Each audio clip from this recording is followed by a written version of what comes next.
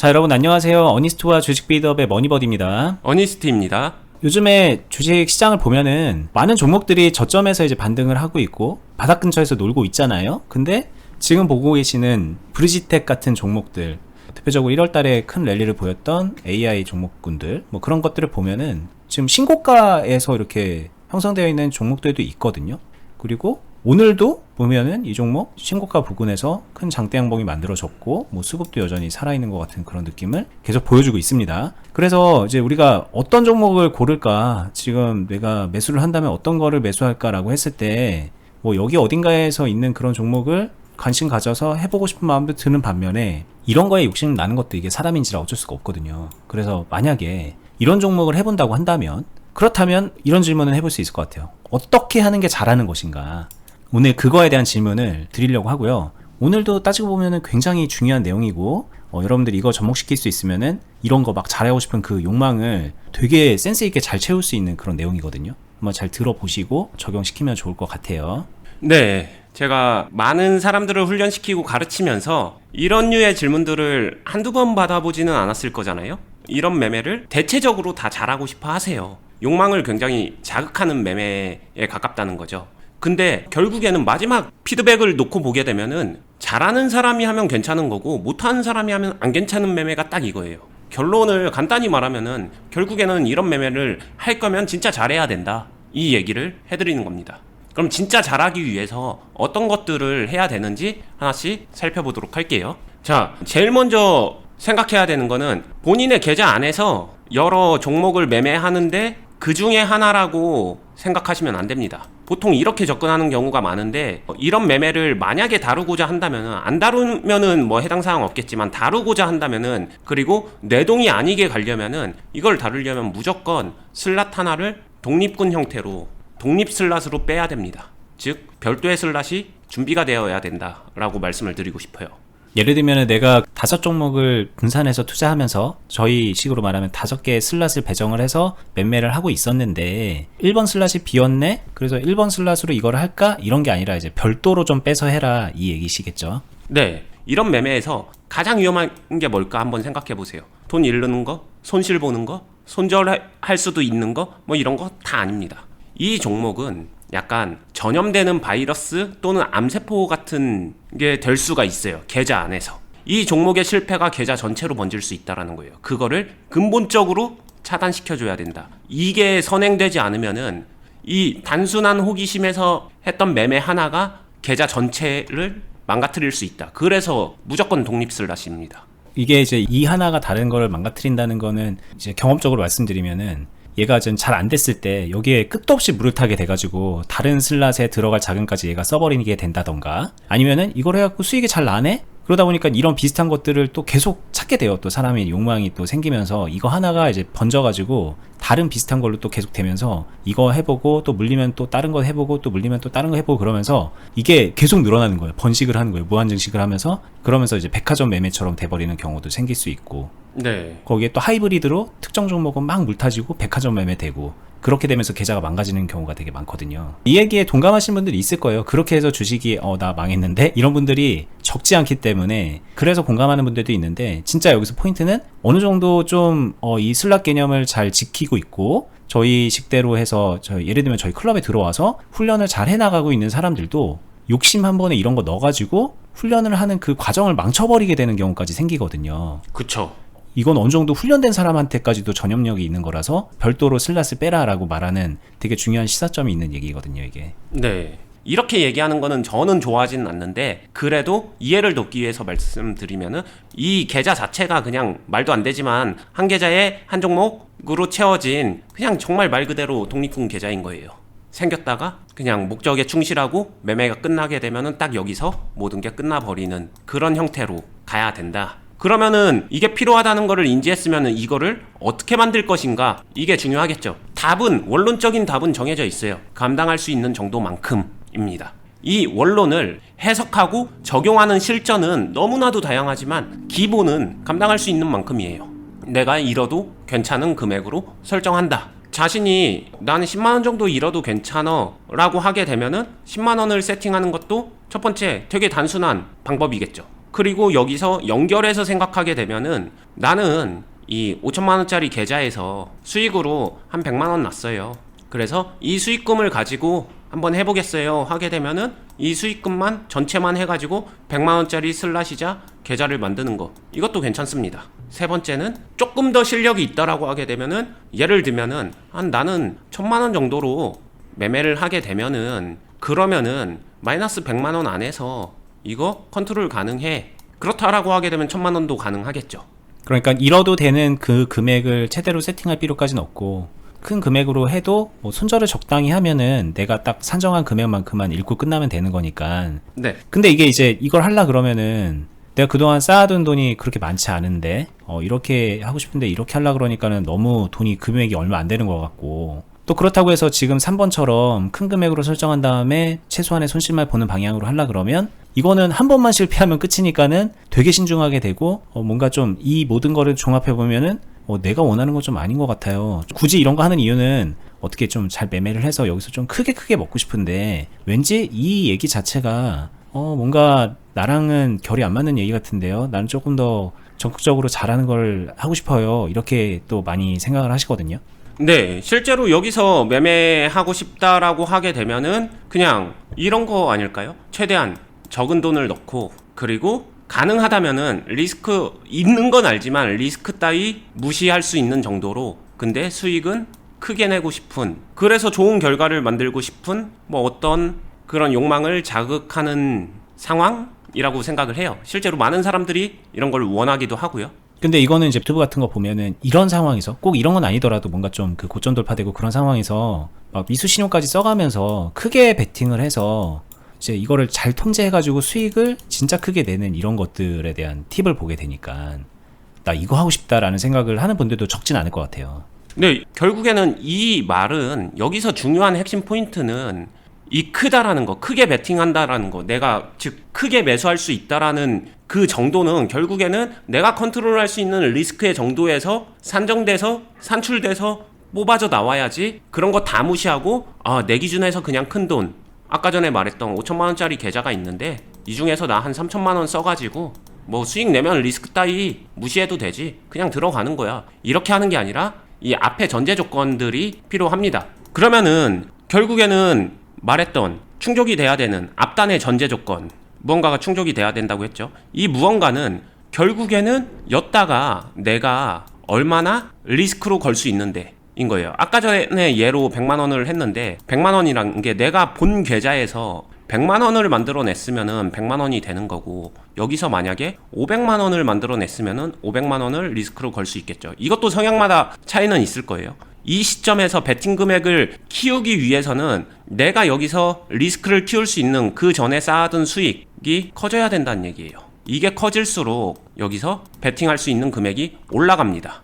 이게 첫 번째. 그리고 두 번째, 내가 수익을 100만 원을 냈다고 해서 여기서 슬롯으로 세팅할 수 있는 금액이, 나는 100만 원 수익이니까 100만 원 가지고 매매해야지, 그래서 이거 다 잃어도 상관없게 만들어야지, 이렇게 하게 되면은 자금의 레버리지 차원에서는 조금 불리하죠. 왜냐? 실제로 매매하면서 마이너스 100% 나는 경우 있나요? 거의 없잖아요. 그러다 보니까 이 수익금 전체가 슬롯 전체의 크기일 필요는 없다는 거예요. 그러면은 여기서 두 번째 알아야 되는 게, 내가 보통 매매에서 어느 정도 리스크를 통제할 수 있는가는 알아야 돼요. 보통 1000만 원에서 마이너스 100만 원까지는 괜찮아, 이런 사람들은 나는 이 종목을 마이너스 10% 정도, 실현 손실 마이너스 10% 안에서 정확하게 통제할 수 있어 라는 사람이어야 되고, 나는 이거를 만약에 마이너스 5%에서 통제할 수 있어 라고 하는 사람은 2천만 원 가지고도 할 수 있겠죠. 100만 원이지만.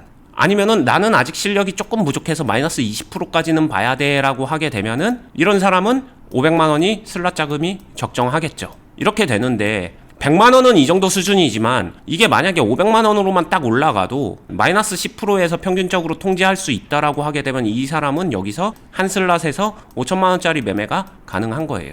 근데 다시 잘하는 사람이 하면 괜찮지만 못하는 사람이 하면 절대 안 되는 이유가 여기에 있습니다. 5천만 원으로 했는데 마이너스 10% 500만 원 안에서 인위적인 컨트롤이 됐어야 하는데 감정이 개입되고 여러 가지 막상 그 상황을 닥치고 보니까 이 돈 아까워서 내 수익 다 반납하는 거 아까워서 적당한 통제 컨트롤을 못하게 되고 여기서 평정심을 잃어버린다. 그래서 물려버린다. 그래서 이 5천이 전체가 리스크에 노출된다. 이런 정도의 사람은 이거 절대 하면 안 돼요. 그러니까 쉽게 말하면은 이거 훈련된 사람이 해야 된다는 얘기거든요. 이런 기본 훈련 정도는 반드시 갖추고 있어야 된다. 그럼 결국엔 본계좌에서 수익은 어떻게 내고 여기서 그러면은 이거를 목적에 맞게 이행하는 행동을 할 수 있는 사람이 되도록 훈련은 어떻게 하는데 이런 부분은 이거는 지금 여기서 제가 얘기한다기보다는 정확하게 말하면 이거는 클럽에서 해드리고 있는 거예요. 클럽에 오시면은 정말로 정확하게 잘 훈련시켜 드릴 수 있다. 이런 얘기도 해드리고 싶습니다. 여러분들 당연히 수익 많이 내고 싶잖아요. 근데 수익을 많이 내려면 다 필요 없어요. 일단은 훈련이 돼야 됩니다. 실력이 있어야 된다는 얘기고 실력 키우려면 훈련이 돼야 되니까. 이거 깔짝깔짝 대려고 물어보는 거 아니잖아요. 여기서 그냥 100만원, 10만원, 5만원 가지고서 깔짝깔짝 대면서 돈 버는 거 그거 궁금해서 물어보는 게 아니라 뭔가 좀 그 선을 넘는 그 행동 같아 보이는데 그걸 잘하고 싶어서 저희한테 이런 걸 물어본단 말이에요. 그러려면 훈련돼야 되고 실력 있어야 되고 이미 그리고 수익금이 많이 만들어져서 그걸 기반으로 여기서 베팅을 해서 더 큰 수익금을 노리는 그 단계로 가야 된다. 여기서 이제 여러분들한테 없는 거 하나잖아요. 훈련 안 돼 있다. 그거 하나 남는 거잖아요.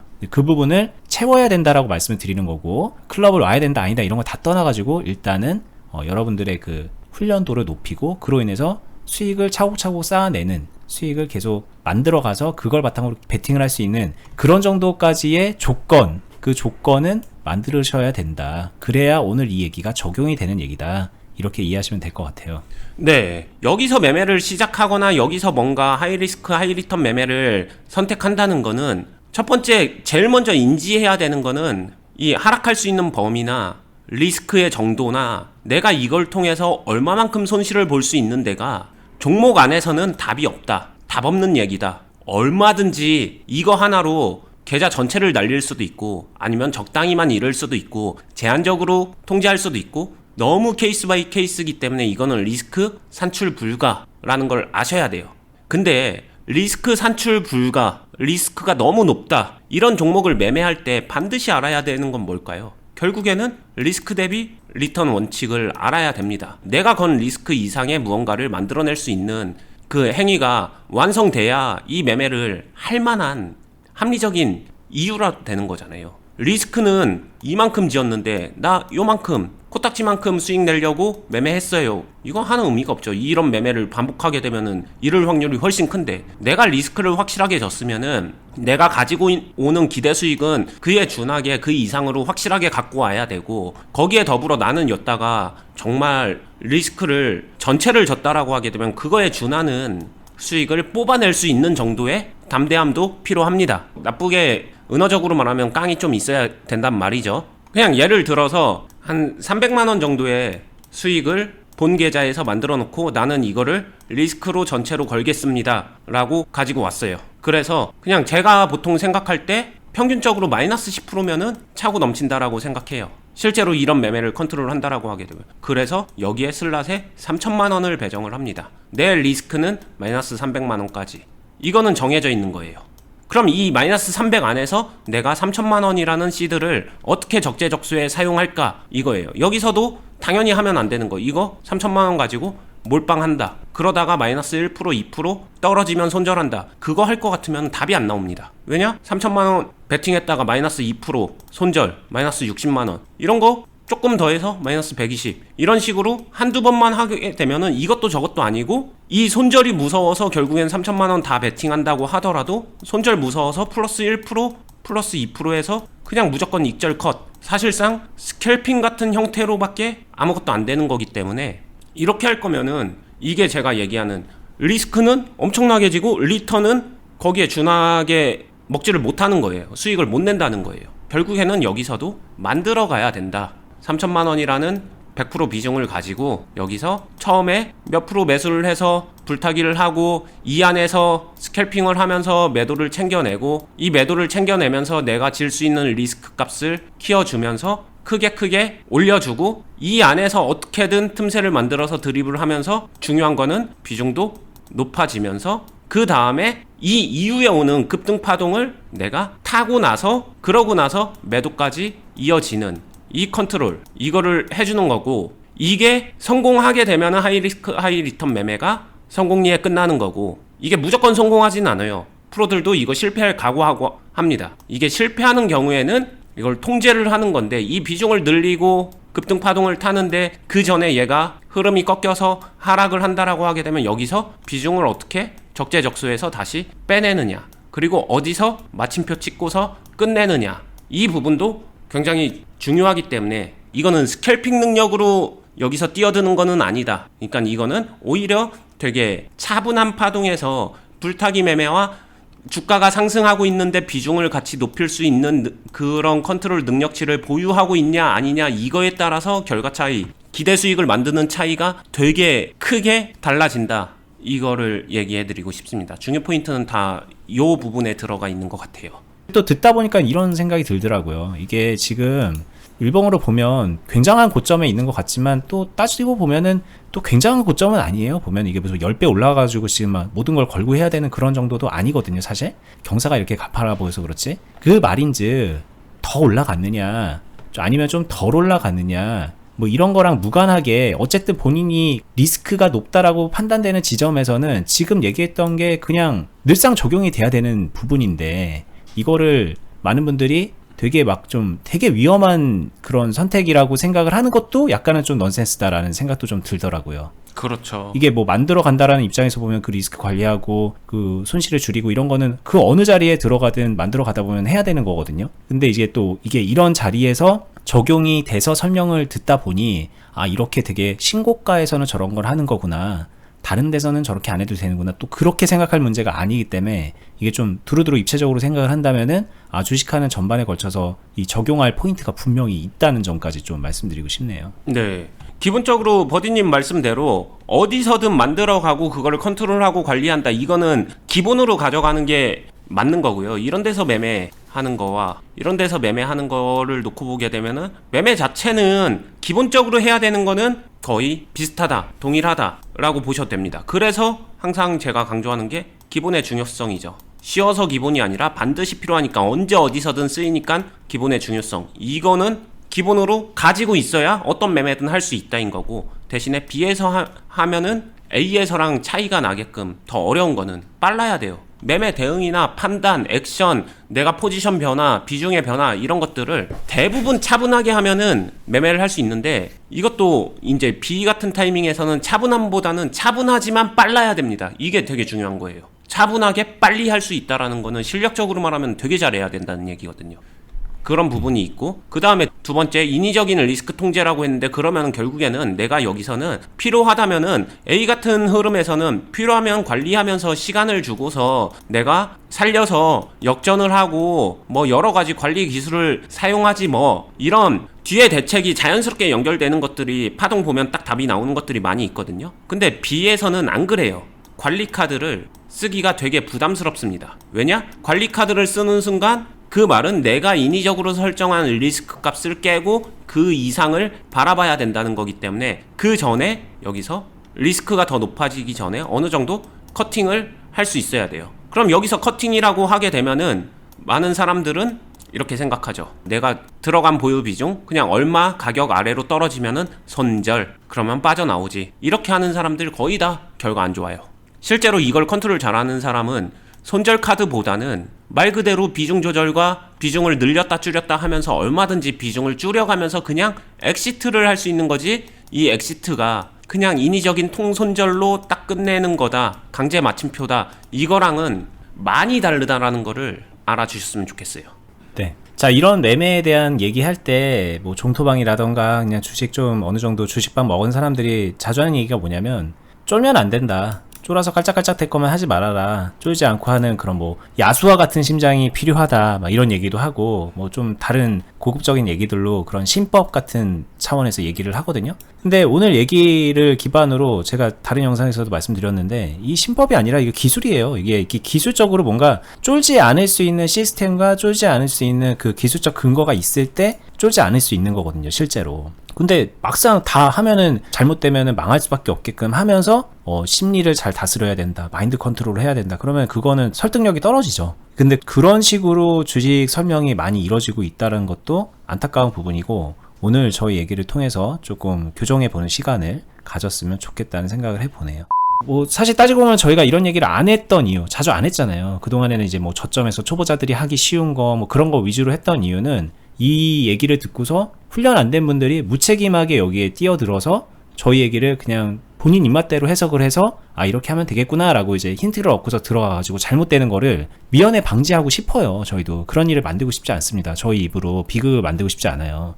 근데 그럼에도 불구하고 오늘은 좀 얘기를 해봤어요. 근데 진짜 중요한 거는 이 상황에서 뭘 어떻게 하느냐, 그런 노하우보다 여러분들 입장에서는 그 앞단에 그 if를 채우는 거라고 생각이 들어요. 이거를 해도 될 만한 상황을 만들어 놓는 거. 오늘 저희는 좀 그쪽에 무게중심을 두고 얘기를 하고 싶었던 거다. 그러니 좀 잘못된 오해로 준비 안 된 분이 여기 뛰어드는 거는 좀 지양하시고, 준비가 안 되어 있다라고 조금이라도 판단이 들거나 의심이 들면, 스스로에 대한 의심이 들면 그 if를 채우기 위해서 조금 기본기로 좀 더 채우고 본인을 셀프 훈련을 시키는 거를 좀 권장을 드려보고 싶고요. 그 과정에서 저희가 실전 투자 클럽으로 여러분들께 도움 많이 드리고 있습니다. 영상 하단부에 댓글란에 보시면은 링크 걸어놨어요. 클럽 어떻게 가입할 수 있는지 추가적으로 궁금하신 분들은 링크 타고 들어가셔서 공지사항 확인하시면 되고요. 저희는 다음에 또 유익한 영상으로 찾아뵙도록 하겠습니다. 끝까지 보시느라 수고 많았습니다. 감사합니다. 감사합니다.